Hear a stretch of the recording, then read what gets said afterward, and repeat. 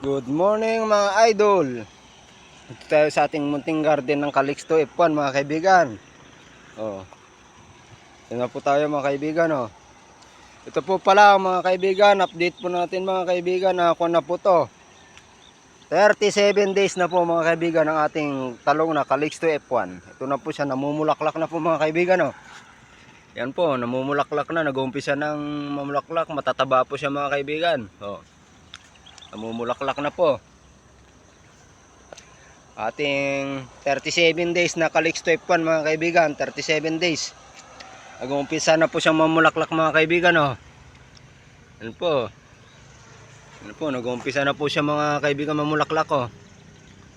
Yan po ang ating 37 days na talong mga kaibigan. Ito po mga kaibigan, nahuli po siyang naitanim. Ano po ang ating 37 days na Calixto F1 mga kaibigan oh. Yan po. 37 days na po yan mga kaibigan. Nag-uumpisa ng mamulaklak mga kaibigan oh. Oh. Bali pruning natin mga kaibigan to kahapon. Tinanggal natin yung mga umuusbong na talbo sa ilalim mga ito, yung mga pinagtanggalan mga kaibigan oh. Oh, namumulaklak na po ang ating Calixto F1 mga kaibigan. Oh. Meron na pong mga bulaklak mga kaibigan oh.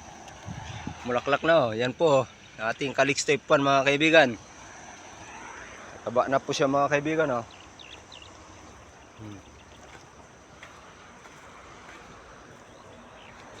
Yan po oh. Po siya mga kaibigan. Ang abono pong nilalagay ko dito mga kaibigan, alagang kwento po mga kaibigan.